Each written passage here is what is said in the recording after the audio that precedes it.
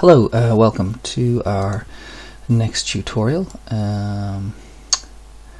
What we're going to do in this tutorial is we are going to build on our previous tutorials. Let's just save this scene. Go back to our main menu and we'll maximize on play. So we started playing our game. We had audio control for our slider, for the volume for the menu, and then we had a play game button. So we'll press play game. So we've pressed play game. I don't know if you could hear my voice there with the music. Off we go, and you'll notice I've got a timer up in the top right corner, and if I carefully walk along here, somewhere there's my clock. So I have a clock, and so I have 9 seconds left, and I've picked up another 10 seconds. Okay, so that's what we're doing. We're going to make a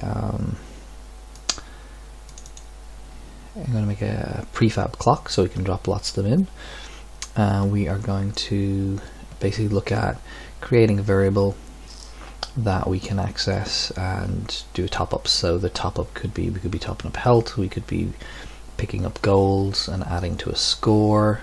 So this is what we're going to look at now is usable in numerous ways.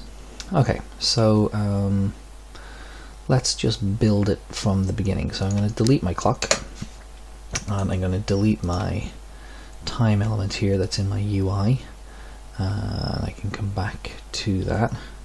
And the scripts I need to get this to work are, I need my clock to die in the same way my bullet dies on collision. I need my clock to die on collision so I can only pick it up once. And then the only other amendment I really need is an amendment to the game controller, and we'll add, so there's a few extra elements added in here, but we'll have a look at them in a couple of minutes. And obviously I have an additional sprite for my clock, so we'll very quickly look at that. So this is yeah, this is just a clock. So whether it's a PNG file with transparent background, I've imported it in here. It comes in as a sprite.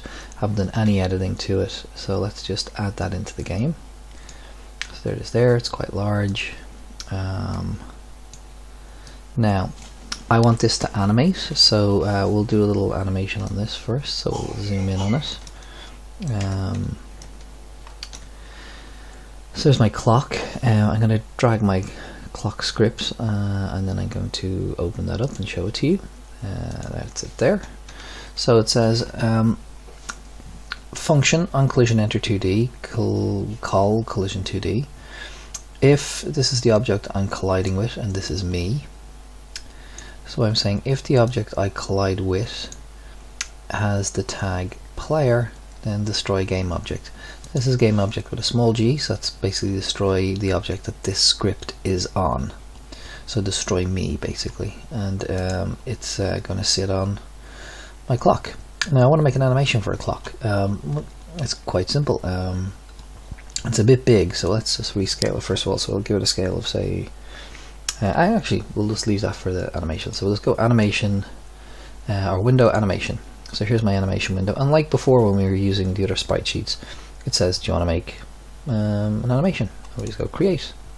We'll put it in our animations window, and I have one here from earlier called clock, but I'm going to save over it. Yeah, I'll replace that. So it has, as before, we have a timeline. Now what we did before, excuse me, was we dragged sprites in here, but we don't have to do that. We can have a transformation, so we can have it move side to side, up and down, rotate, scale. We can have it do all sorts of things.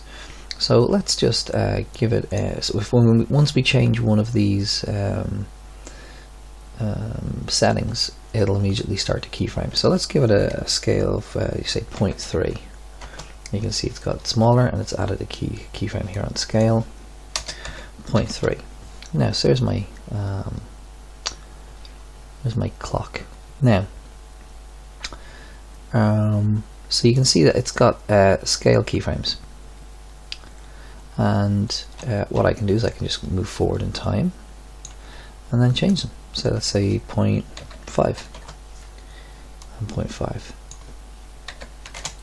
and the speed of this animation is determined by our frame rate here as before. So I can see 12 and slow it down. I can go back up, so I'm going to leave it at 60 because we want it to be nice and fast now. Like I said, we could have this bob up and down simply by moving back to frame 1 and changing the position, moving on to another frame, changing the position again, and it would bob backwards and forwards like we did with the platform when we were making the platform go up and down. Okay, so that's the animation. Because there's only one animation on this object, we don't have to bother with making them. It'll just play this one animation on start. If I had a second animation, then we'd have to start using the animator and get, call which animation we wanted through code. But because there's only one animation, it'll just play that one animation by default. So happy days. So let's press play in the game engine. Oh, hang on. Let's turn off maximize on. And there it is, getting bigger. So even though the sprite is sitting here at a scale of 1, when it goes in the game engine it's smaller, but let's just, for convenience, we'll put a scale of 0.4 on it so we have an idea. The other thing I need to add to this is a collider. It needs to have collision. So I'll add a circle collider and I'll reduce the radius just a little bit because it is actually going to get bigger and smaller. So yeah. We can animate these properties here, but we'll do that another day. We're going to make a Street Fighter type beat 'em up after the Halloween break, so we'll worry about that then. Okay, so that's my clock. Now I want to have lots of these, so I'm going to make a prefab out of it. So all I do is I right click, create prefab, and it'll create an empty gray box, and now I'm going to drag and drop clock in. Okay, so that's that done. Okay, and now I'll leave this one here. I could delete this one here and bring in the prefab, but they're the same thing, so we won't do that. Okay, so we've got because I've deleted the original one, I've got an error from a reference from my original clock. That's okay. Okay, so now let's make our go back to our head-up display, and let's make a timer. Now, first thing, we can do this a number of ways. I could just make a piece of text.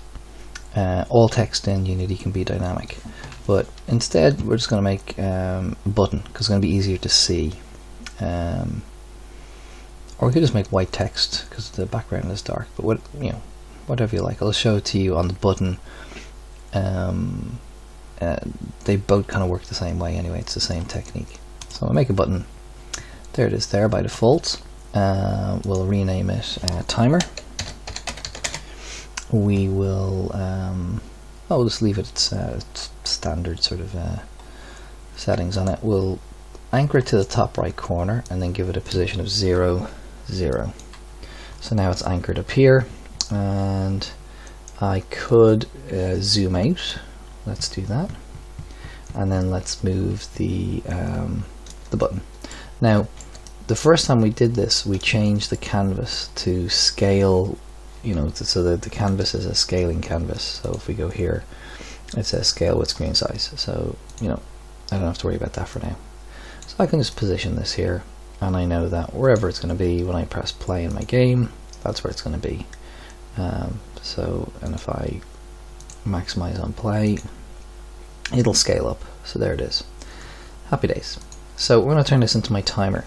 Now every button has a text field. And we're gonna rename this, but I'm just gonna type in gibberish here. Okay, so that's the maybe make it size 20. So I'm kind of doing this to kind of illustrate that what I type in here is irrelevant, because I'm going to tell Unity to replace this text with dynamic text. So I'm going to be telling it what to put in this text field. In particular in this text field here. So if we created just a piece of UI text, we would have not this button, we would just have this here, and it would work the same way, the script we're going to use. Okay, so I said I'd show you how to do fonts actually, so let's do that. So let's go import new asset, C Windows fonts, and how do I not have permission to go to fonts on my own computer? Oh, okay, I need to run Unity as the administrator. Okay, let's not do that. It was a little distraction anyway. Bizarre. Can I just do it this way? C, Windows, fonts. Here we go. I beat you, Unity.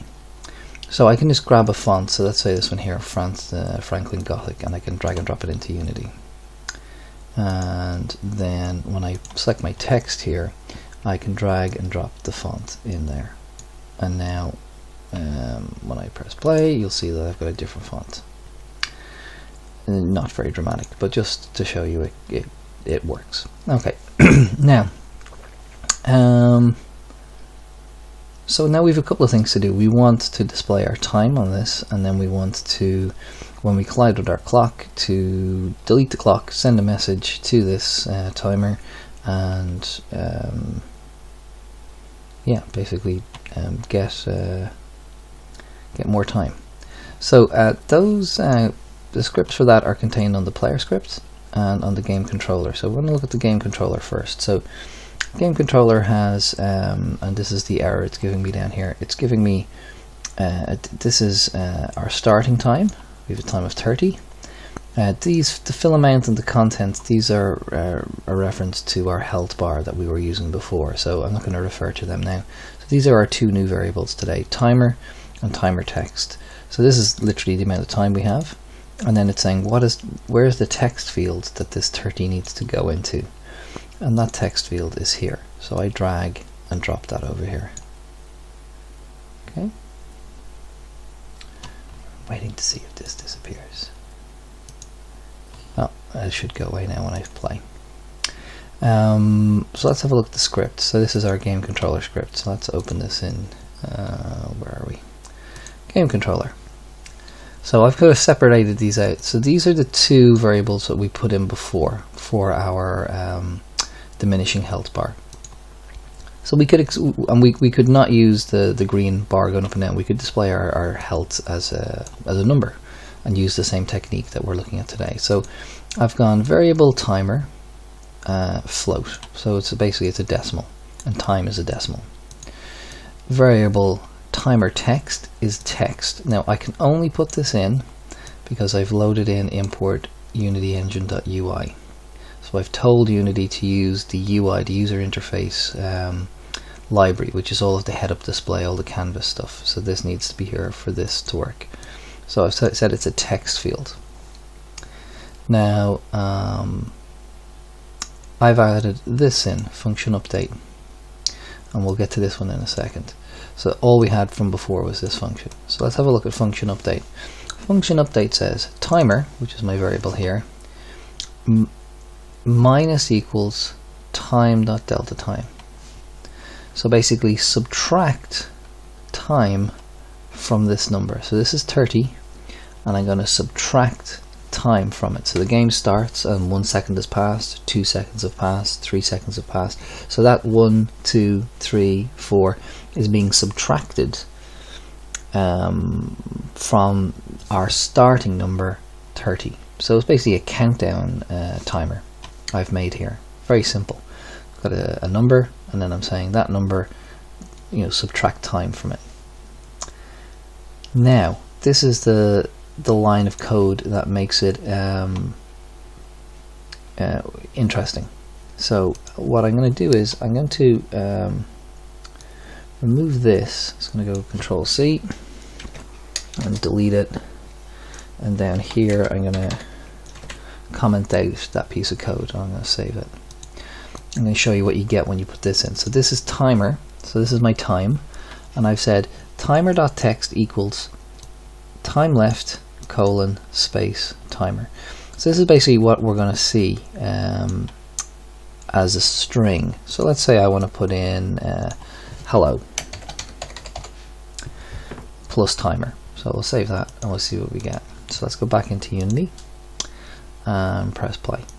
So it's going to replace this text field with what I've written, which is hello. Ooh, play. So it says hello, and then I'm getting madness. And what this, the problem we have here is we've set our time to be a decimal, and it's a huge decimal, and so that's a problem. So if we go back in here, and you can see I've that's why I, just to illustrate that to you, I'm going to go Control C, put this back here, Control V, and then I can remove that. So File, Save, and we'll change this hello back to time left. Okay, so whatever's inside the brackets is the text it will display, and then this is my variable, and then I'm using this very nice little piece of code here, toString. So I'm converting it to a string, which is to basically an integer, and I'm telling it that I only want an integer that is an integer. I could type in that, and then it would give me 1 decimal place of time. I could put in a second 0, and it would give me 2 decimal places of time. But I don't want that, I just want whole numbers. I wanted to count down 30, 29, 28, etc. So let's save that and go back into the game and see it count down. So we've got time left, and then we can see we've got 28, 27, 26. So basically we started with 30, and we're asking it to subtract time from 30, as it's doing now.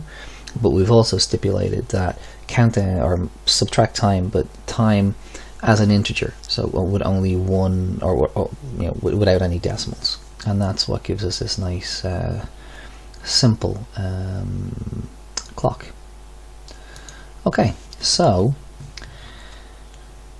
cool. How do I make a pickup? Well, the pickup is fairly straightforward. So let's go to my player movement script. Now we already had a collision function, so basically it said if I get hit by the bullet, so if I collide with something tagged bullet, then send the message apply damage. And on the game controller, the apply damage, this was we were sending it to the game controller. So let's go back up here. So we've variable control is a game object, and we'd set the empty that this script was on to be that object. Very good. Whoop, didn't mean to do that. Go away. Right. Now, I don't need to add another on collision enter function. In fact, I can't. You can't have 2 identical functions. So I have to put my collide with the clock code in here as well. So if I collide with an object tagged, now I've just put in null for convenience, but it should probably be time. So if I collide with an object tagged time, or in this instance null, then send to the game controller this message. And if you remember, a message is actually a function, and it'll run the function when it receives the message. So let's have a look over in game controller and see what we've got. This is it here. So time pickup, and all we've said is timer equals plus equals 10. So if it was just equals 10, I would, whatever it was, it would immediately go to 10. But I'm saying plus equals, which is itself plus 10. So this adds 10 onto whatever timer is. So if timer is 15, it'll become 25. If it's 30, it'll become 40. And that's it.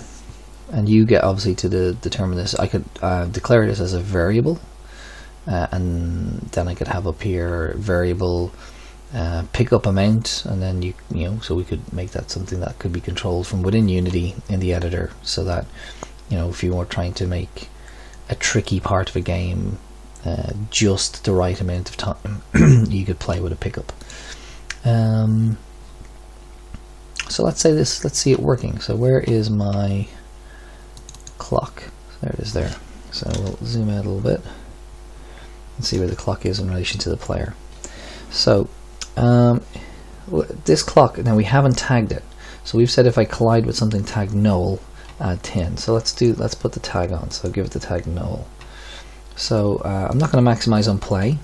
Hopefully you'll see it here. I'll maximize on play in a second. I'm going to walk down here, bump into this, it should disappear, and whatever time we have here, it should go plus 10. So let's see if that works. Well, if I go on my journey, there's my clock, and I'm standing beside it. I'm 21, 20, 19, now I'm 28, 29, yeah. So that worked. So there you go. That's how you add a clock, get it to count down, and then how to add in a prefab pickup, which will amend your time left. What I haven't put in this, but I think you can extrapolate from it, in function update I can put in if timer is smaller than or equal to 0, then application.load level or scene manager dot set scene or whatever that was, we can lose the game. So a very simple addition of a line of code gives you, if I run out of time, the game is over. Okay, but we'll cover that next week. Cool. I hope that makes sense to you.